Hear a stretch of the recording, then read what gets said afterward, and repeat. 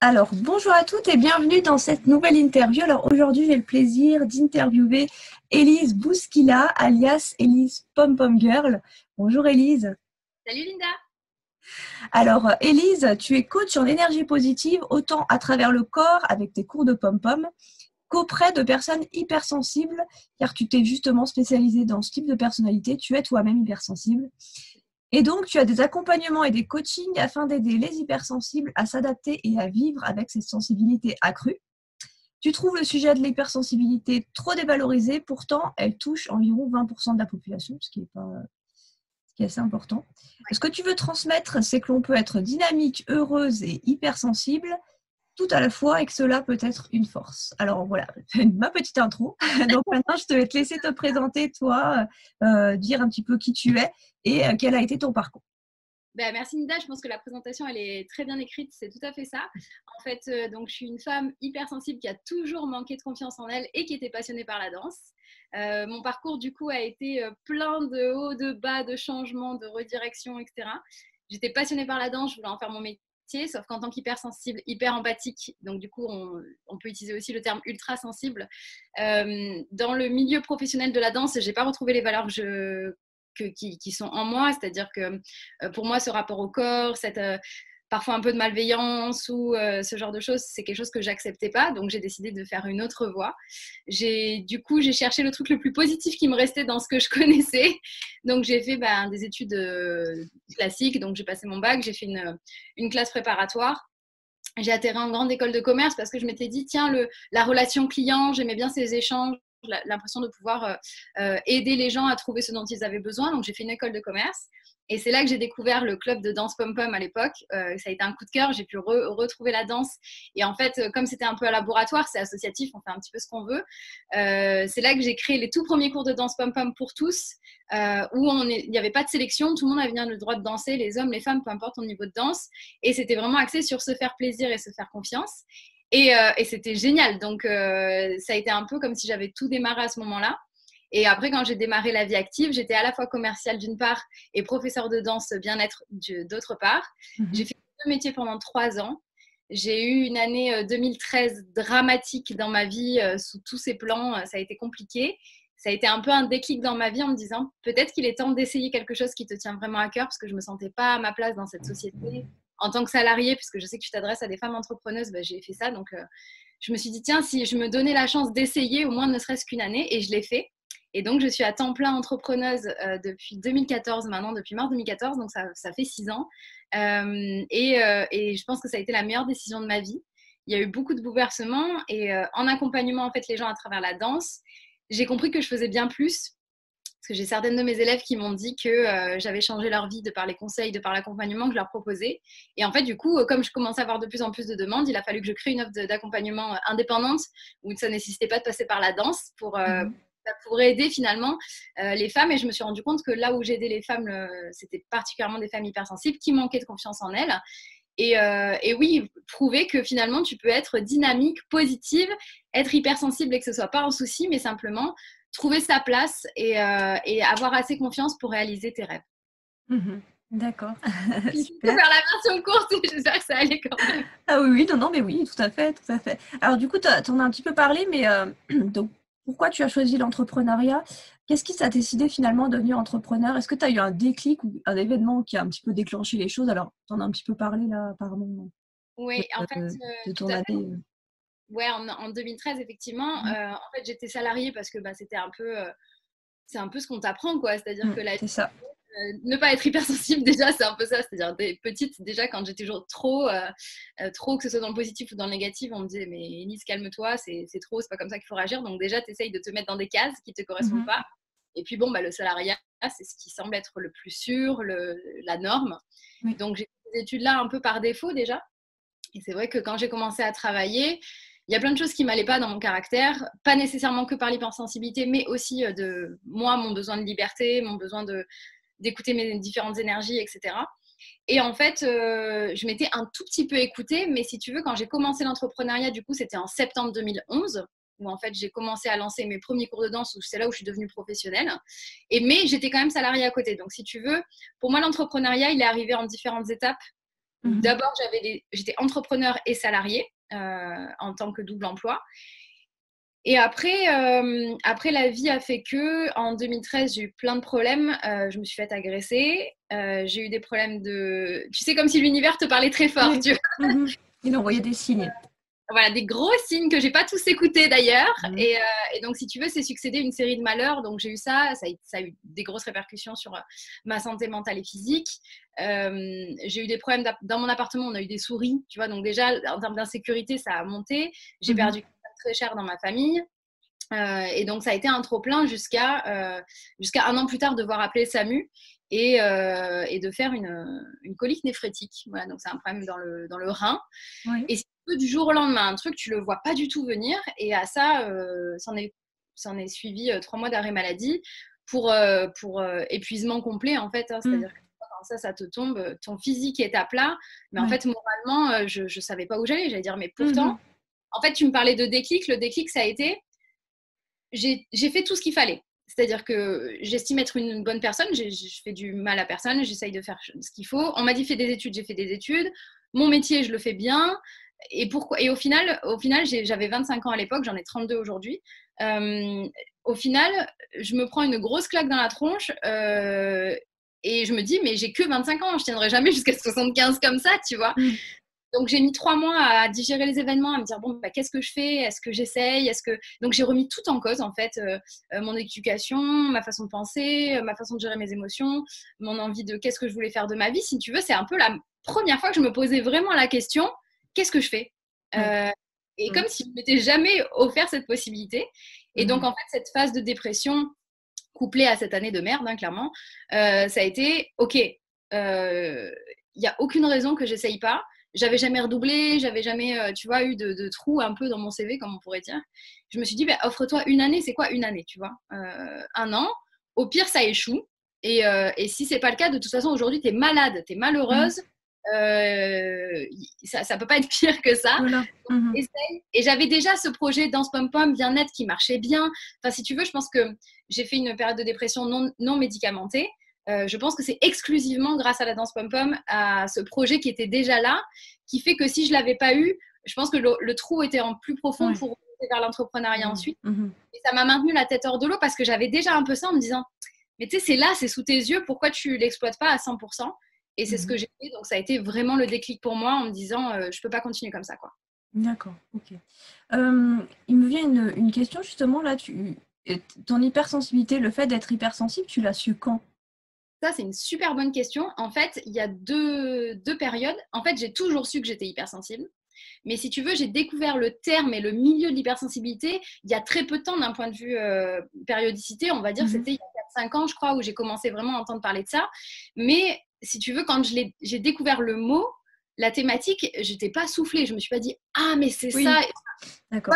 J'ai toujours été trop sensible, j'ai toujours été hyper empathique, mais simplement, avant, je pensais que j'étais juste une chelou, et maintenant, j'ai compris que j'étais juste une spécificité, une façon de fonctionner différente qui était OK.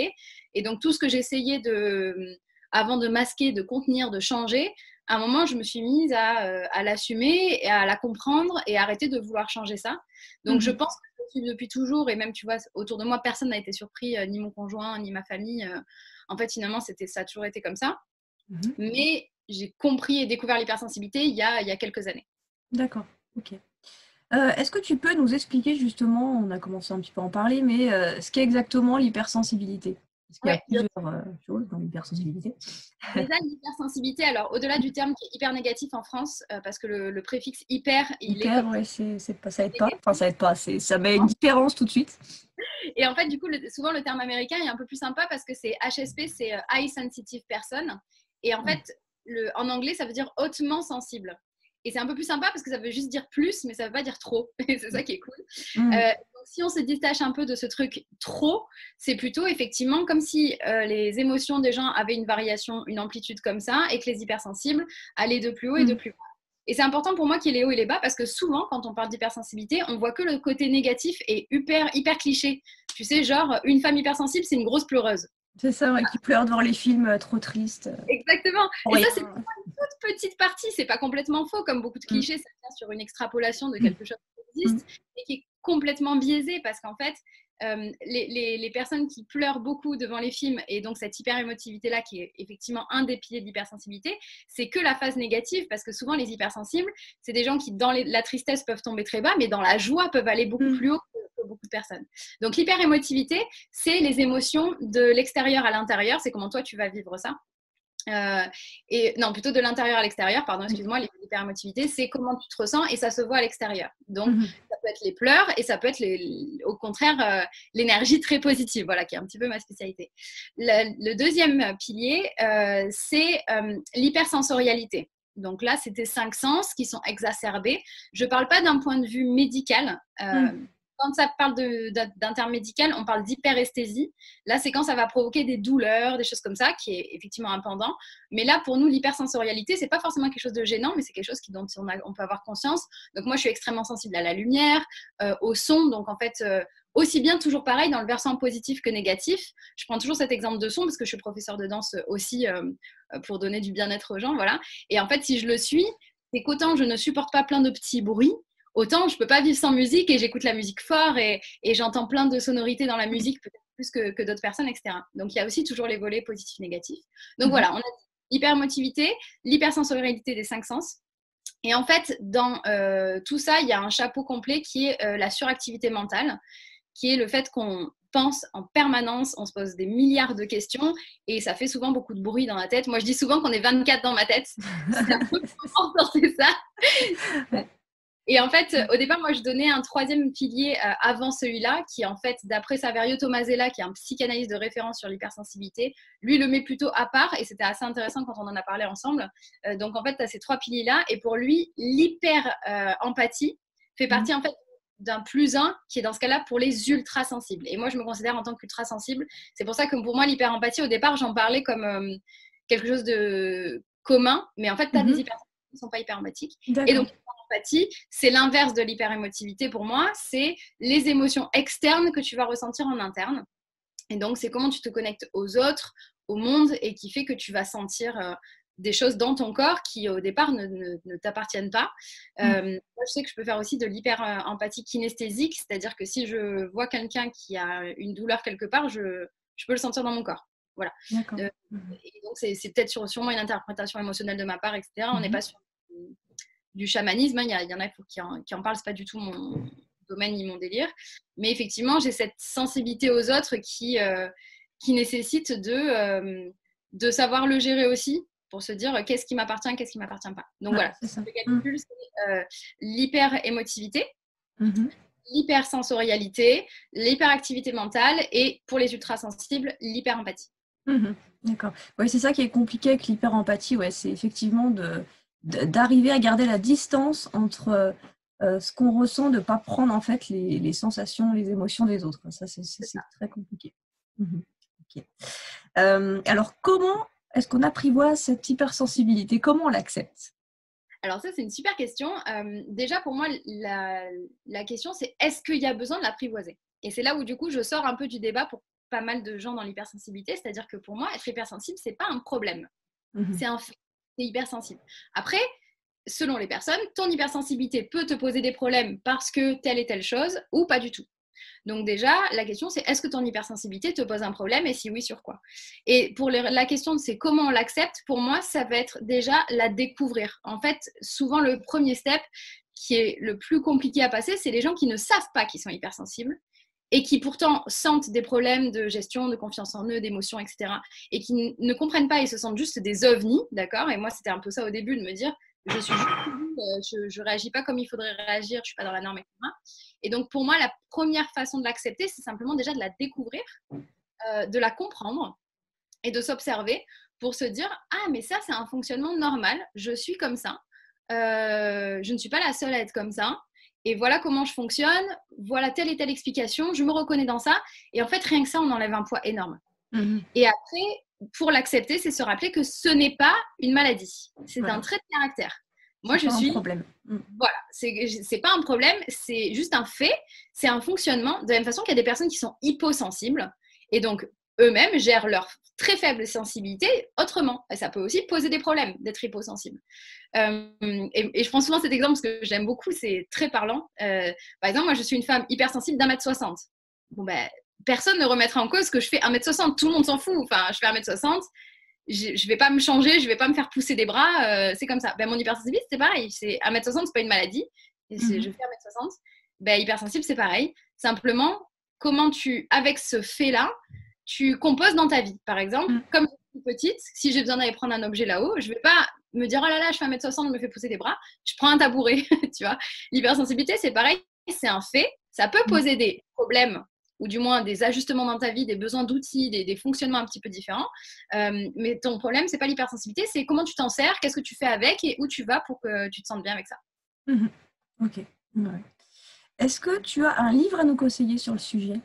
Oui, avec plaisir. Alors, parce qu'il doit y en avoir un paquet. C'est celui de Saverio Tomasella que j'ai évoqué récemment, qui est un psychiatre, psychanalyste d'ailleurs, je crois, si je ne me trompe pas d'intitulé, spécialiste de l'ultrasensibilité, qui est très impliqué d'ailleurs dans la recherche aussi pour ça. En ce moment, on est quasiment on commence à frôler les 30% de la population maintenant pour l'hypersensibilité. Qui est énorme. Et donc, il a écrit quelque chose qui est très bien, qui est un roman initiatique. Donc, pourquoi je conseille ça en général? Parce que ça évite de commencer à partir dans vraiment des outils de développement personnel poussés. Oui, voilà, c'est plus complexe à lire. Exactement. Et puis émotionnellement, ça peut être un peu chargé de se dire, ok, il faut que je pose mon cadre, il faut que j'apprenne à dire non et tout. Oui, ok, mais d'abord, est-ce que tu es au clair avec ça? Et donc, ça se lit, c'est très doux, donc ça s'appelle À fleur de peau. Si je ne me trompe pas, oui. Ah, c'est ça, je suis en train de le lire, tu vois. Ah, bah voilà. À fleur de peau de Saverio Tomasella, qui est à l'introduit et que j'ai beaucoup aimé, et qui est très doux, qui est parfait, qui est roman initiatique, et celui que je vous conseillerais pour commencer à comprendre le concept de l'hypersensibilité avec douceur et légèreté. Oui, tout à fait. Il est très très bien. J'en suis aux 3/4. C'est vrai que c'est très... c'est marrant. On ne s'est pas concerté. Hein. Non, on n'avait même pas parlé avant. Exactement. Alors, en fait, après, voilà, une grosse question très très importante. Comment est-ce qu'on fait quand on se sent incompris, surtout par rapport au sein du couple et puis au sein aussi de ses proches, avec ses proches et son entourage?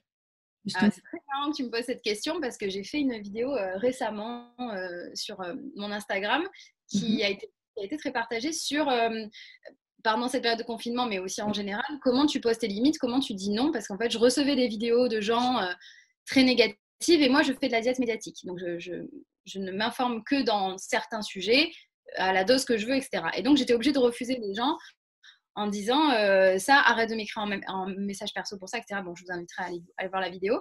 Et pourquoi je te parle de ça, c'est qu'en fait, j'ai reçu des messages d'hypersensibles qui me suivaient, de femmes hypersensibles, qui ont utilisé ma vidéo pour la montrer à leur conjoint ou leur famille, parce que c'est des personnes qui n'arrivaient pas à exprimer leur hypersensibilité et comment ça marchait. Donc, quand tu te sens incomprise, pour moi, l'étape numéro 1, normalement, c'est d'essayer de communiquer, c'est-à-dire essayer de dire au jeu, je ressens ça, j'ai besoin de ne pas avoir des informations, ou j'ai besoin de temps seul, ou au contraire, j'ai besoin d'expliquer pourquoi.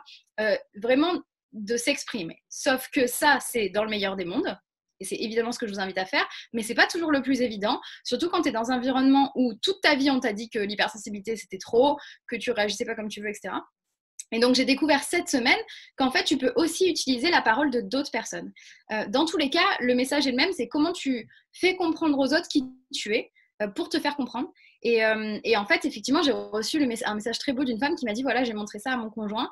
Et en fait, il a enfin compris ma réaction. Moi-même, j'avais du mal à poser des mots dessus. Et maintenant, il comprend pourquoi, quand lui, il passe des heures à regarder les infos en ce moment où c'est hyper anxiogène, moi, j'ai besoin de m'isoler, j'ai besoin de m'écouter et que c'est pas parce que j'en fais trop, c'est parce que c'est mon fonctionnement. Et donc, généralement, ce que je vous conseille le plus quand vous vous sentez incompris, déjà, c'est de continuer à vous comprendre, parce que malheureusement, des fois, quand on est incompris des autres, c'est que nous-mêmes, on ne sait pas vraiment exprimer qu'est-ce qui se passe pour nous. Donc, au plus vous allez vous renseigner sur l'hypersensibilité, vous comprendre, prendre confiance en vous, au mieux vous saurez communiquer aux autres comment fonctionner avec vous, donner un petit peu votre mode d'emploi, c'est un peu ça.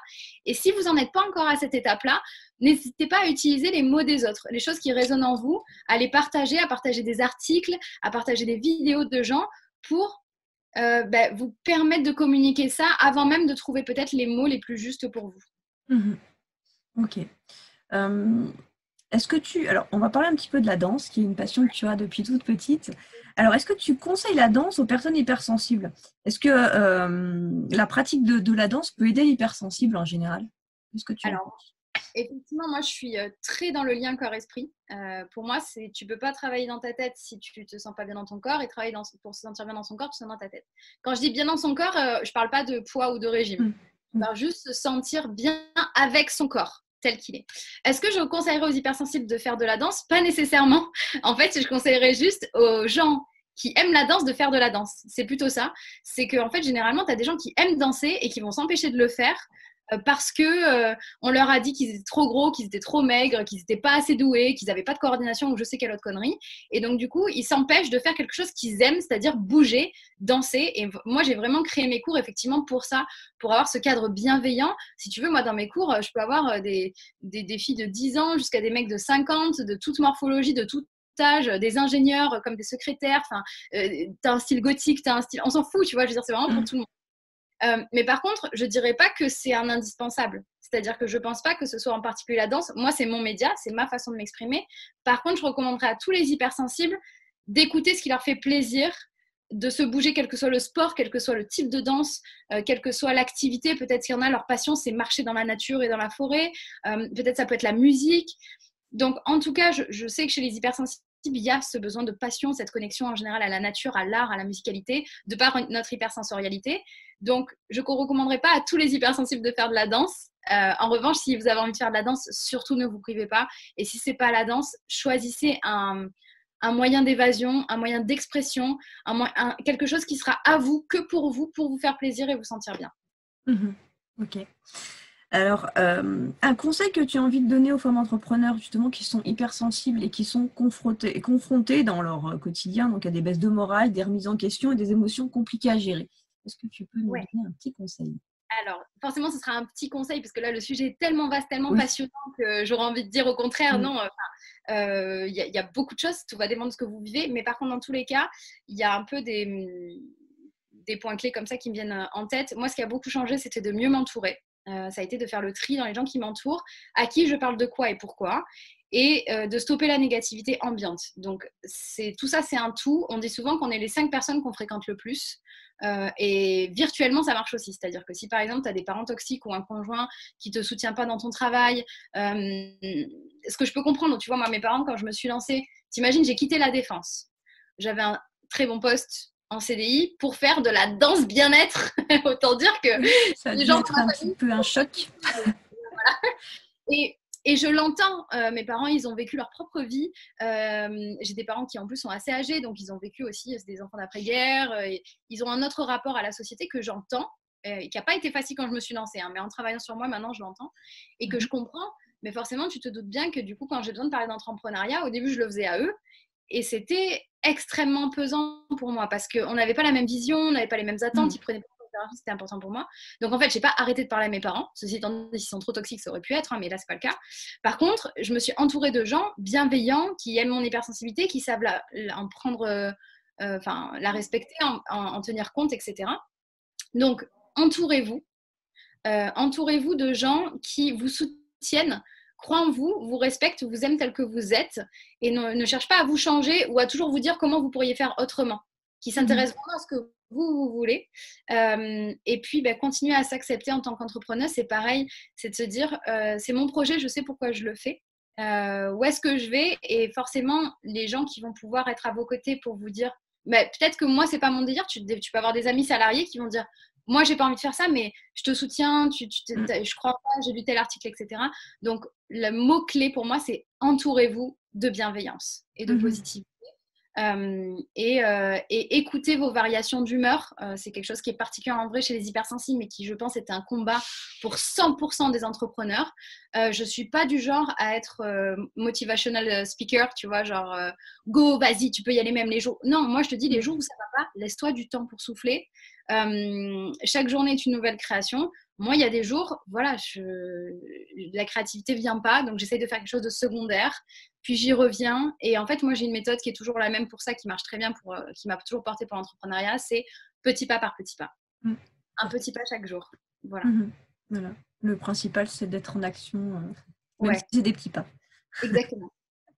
Alors, tiens, j'ai une question qui me vient là justement par rapport à tes accompagnements. Est-ce que tu peux nous expliquer un petit peu comment ça se passe, ton accompagnement? Oui, avec plaisir. Alors, Donc, mes coachings, je pense après lancer différents programmes, mais aujourd'hui, je suis dédiée à l'individuel parce que ça me passionne vraiment de pouvoir échanger avec mes coachés. Aujourd'hui, je suis dédiée aux femmes hypersensibles qui veulent reprendre confiance en elles, se sentir à leur place, avoir du sourire, se sentir pleinement heureuses, même si elles ont déjà tout essayé et qu'aujourd'hui, elles veulent de la bienveillance et de la positivité. Je fais des accompagnements aujourd'hui qui se font à l'année parce que vraiment, j'accompagne les gens dans un changement de vie. C'est à distance, donc voilà, j'ai des gens partout dans le monde et ça me va très bien parce qu'en fait, ça me permet de travailler avec les personnes les plus motivées. C'est des appels réguliers et en fait, j'ai une forme d'accompagnement et de coaching qui est très amicale. C'est quelque chose qui surprend un peu parce qu'on te dit toujours, oui, la posture du coach, etc. Moi, en fait, je coach d'un point de vue très sororité, quoi. C'est-à-dire que mes coachés sont presque comme mes amis. Après, elles me choisissent en tant que coach, donc j'ai toujours cette posture de coach, de conseil, de mentor. Mais si tu veux, en fait, elles ont un accès à moi sur Messenger en permanence. Donc, on fait des points vocaux de temps en temps parce que je trouve que rien ne se débloque autant que par le conversationnel. Mais en fait, elles peuvent accéder à moi, m'écrire sur Messenger et elles sont toujours hyper... elles abusent jamais, quoi. On me dit toujours, les gens abusent pas alors qu'ils peuvent t'écrire tout le temps. Non, parce qu'en fait, juste cette opportunité-là, c'est que si, je sais pas, tu te fais une insomnie et que tu te poses une question, il est mardi à 4h du matin et qu'on a rendez-vous ensemble que jeudi en 8, tu vois, bah, tu vas pas garder ça sans rien. Des fois, il suffit d'un petit mot, d'un truc. Donc, moi, je m'engage pas à répondre tout de suite. Mais par contre, tout le temps disponible, elles ont ce safe space à elles, cette bulle de bienveillance qui sont que pour elles. Elles m'écrivent ce qu'elles ont besoin et généralement, je réponds dans les quelques heures ou quelques jours qui viennent et ce qui leur permet d'avancer continuellement. Même avec un petit step, elles ont aussi cet espace d'expression qui leur permet de partager leur victoire, leur réussite. Et donc, c'est vrai que j'ai ce coaching un peu côte à côte, tu vois, c'est important et qui, je pense, conviennent particulièrement bien aux femmes hypersensibles qui ont ce besoin aussi de se sentir entourées de bienveillance quand elles en ont trop manqué par le passé. Non, c'est sûr, c'est sûr. C'est un très très bon point positif. Merci. Alors, on va parler un petit peu plus de toi, du côté professionnel. Est-ce qu'il t'arrive de douter et comment ça se manifeste? Alors, qu'est-ce que tu fais pour dépasser ça? Alors, est-ce qu'il m'arrive de douter? Oui, parce que je suis humaine. Il y a même des journées, moi je dis toujours que je suis coach en énergie positive. Il y a des jours où je suis pas positive, il y a des jours où j'en ai marre et tout ça. Donc, il m'arrive de douter, oui. Comment je gère ces doutes-là? Un peu de la même façon que je vous ai dit, en fait, je m'entoure beaucoup. Donc, moi-même, j'ai des coachs, notamment, j'ai un programme de coaching business, j'achète des formations en ligne, je lis beaucoup. Et en fait, j'essaye de me dire que à tout doute, à quelque chose à m'apprendre. C'est-à-dire, si je doute parce que, je sais pas, moi, j'ai peur de ne pas faire assez de ventes ou je doute je sais pas, de quoi, de ma communication, j'ai pas assez communiqué, plein de choses. C'est que généralement, ça me cache quelque chose. C'est pourquoi je doute de ça. Donc après, je vais utiliser des outils de personnel d'abord pour apaiser mes émotions, parce que je pense qu'à chaud, c'est pas forcément le bon moment. Donc d'abord, je m'occupe de me laisser digérer le problème, digérer le doute, prendre du temps pour moi, voir qu'est-ce qui fait que je suis en doute. Et après, je me dis, une fois que j'ai un peu apaisé mon mental, que je suis revenue à un état de sérénité, comment on met en place une action pour changer ça? Est-ce que ça fait aussi partie de mes priorités? Des fois, c'est se dire, là, je doute, mais en même temps, je doute d'un truc qui n'a pas forcément beaucoup d'incidence pour l'instant. Donc, des fois, je me dis, Élise, calme-toi, ce problème, il est pour la toi de dans 6 mois. Donc, j'essaye de redonner une bonne temporalité à mon problème. Est-ce que c'est un problème d'aujourd'hui? Est-ce qu'au contraire, c'est une peur qui est créée par un environnement externe? Voilà, tout va dépendre du doute, mais après, c'est tout ce que je travaille en développement personnel. D'accord. Et comment est-ce que tu fais pour préserver l'équilibre entre ta vie perso et pro? Moi, j'ai eu l'occasion de t'écouter sur quelques vidéos et tu disais en fait que tu peux travailler chaque jour de la semaine. Avec ce que tu disais, c'est-à-dire que s'il y a une journée où tu ne te sens pas, ou tu coupes. Et voilà, donc comment est-ce que tu fais? Parce que j'ai cru comprendre que tu avais un compagnon. Voilà, donc du coup, comment est-ce que tu fais pour préserver le pro-perso? Alors, moi, je suis un mauvais exemple, peut-être pour ça, je n'ai aucune limite entre le pro et le perso. Aucune. Je travaille 7/7, 24/24, au sens, je peux travailler 7/7, 24/24. mais tu l'as extrêmement bien résumé. C'est qu'en fait, je peux travailler tous les jours, mais si un jour je me sens pas bien, contrairement à quand j'étais salariée, et ça, je pense que beaucoup de femmes d'entrepreneurs qui vont nous regarder vont le sentir, moi, je sais que des fois, j'avais juste besoin d'une demi-journée de calme. C'est-à-dire que ça m'arrivait d'être malade en salarié. Et en fait, comme j'allais quand même continuer à travailler, il fallait quand même que j'aille au boulot parce que sinon, il fallait que j'aille chez le médecin. Et il y a 3 jours de carence et tout. C'est un bordel pas possible. Alors que là, des fois, je patine. Tu vois, je vois que ça marche pas et tout. Je me dis, bon, bah là, je coupe une demi-journée et généralement, ça repart. J'ai pas de frontières pro-perso. C'est un avantage, un inconvénient. Quand j'étais salariée, je me disais que mon plus beau cadeau, c'était pouvoir gérer mes journées comme je voulais. Et en fait, aujourd'hui, c'est le cas. Et pourquoi je n'ai pas de limite pro-perso? Parce qu'aujourd'hui, je suis tellement passionnée par ce que je fais. C'est-à-dire que mes coachés, il faut savoir que c'est que des femmes d'exception que j'ai sélectionnées et à qui je crois à 1000%, quoi. Et donc, du coup, des fois, les gens me disent, mais attends, les filles peuvent t'écrire quand tu veux. Enfin, y a pas... C'est vrai que des fois, j'ai des appels le dimanche, le mardi. Enfin, il n'y a pas de... Voilà. Vu que je ne bosse pas le matin, parce que je ne suis pas du matin, mes horaires, c'est du midi, minuit, on va dire. Mais des fois, je peux répondre à des messages et 2 heures du matin. Voilà, je suis une fille du soir, en tout cas. Mais il n'y a pas de limite parce que j'adore ce que... Je ne sais pas quand est-ce que je travaille, quand est-ce que je ne travaille pas. Tu vois, là, par exemple, là, je suis avec toi, Linda. Est-ce que je travaille? Je n'ai pas la réponse parce que je passe juste un trop bon moment avec une nana géniale qui me pose des questions intéressantes et je partage à des femmes entrepreneuses, tu vois, où j'adore. Je ne saurais pas te dire. Alors que pourtant, oui, effectivement, ça fait partie de... Je suis en train de parler de mon métier, etc. Donc, je n'ai pas cette limite et je pense elle me convient. Mais par contre, il faut savoir aussi s'écouter et dire stop. Donc, quand je vais pas bien, quand je sens que c'est trop, quand je sens que voilà, je mets un frein. Et ce qui est bien, c'est que mes activités me le permettent. Donc, j'ai quelques événements en physique, mais en dehors de ça, effectivement, dans mes coachings, je suis jamais tenue de répondre là tout de suite, machin. Donc, si à un moment je réponds pas, je réponds un peu plus tard. Ou j'ai quelque chose de très flexible, quoi. Même mes coachés, si vraiment j'avais un coup extrêmement dur, je peux leur dire est-ce qu'on peut décaler notre appel de la semaine, quelque chose comme ça, c'est possible.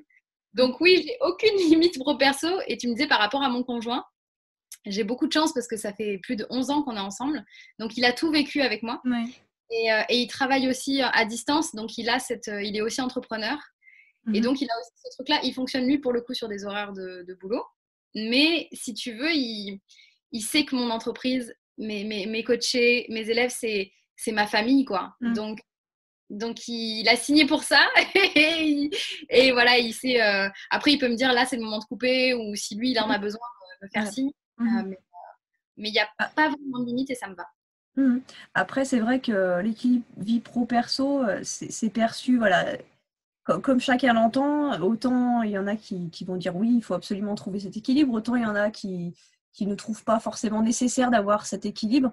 Et je te rejoins complètement. C'est vrai que quand tu travailles quelque chose qui te passionne, c'est pas vraiment du travail en fait, ça devient vraiment autre chose. C'est du loisir, et du coup forcément que voilà, la coupure entre les deux, elle devient infime, quoi. Il n'y a pas vraiment de frontière, mais la question c'est toujours pareil. C'est un peu comme on a parlé pour l'hypersensibilité. Est-ce que tu as besoin d'une frontière? Il y a des gens, oui, c'est dans leur caractère. Voilà, c'est ça. Dans ce cas-là, comment tu peux couper? Ça dépend aussi du métier que tu fais. C'est vrai que moi, je suis une entrepreneuse où, en fait, mon entreprise, c'est moi. Donc, c'est un peu bâtard parce que c'est moi. Il y a pas cette... Alors que quand tu es entrepreneur, je pense, où tu vends du produit ou du service qui est décorrélé de ta personne, tu as peut-être plus c'est un petit peu plus... Voilà. Voilà, alors que moi, c'est moi finalement. Donc, forcément, c'est un petit peu... Oui, tout à fait. Et tu parlais là de tes cours de danse. Effectivement, je voulais y revenir et du coup, j'ai oublié. Donc, ça tombe bien que tu en aies parlé. Parce que j'ai vu aussi, bon, de toute façon, je mettrai ton site où on peut regarder toutes tes infos au niveau des accompagnements et de la danse. Parce que donc, j'ai vu que tu faisais aussi des cours où on peut vraiment aller. Alors, déjà, tu fais des cours en ligne. Oui. C'est top.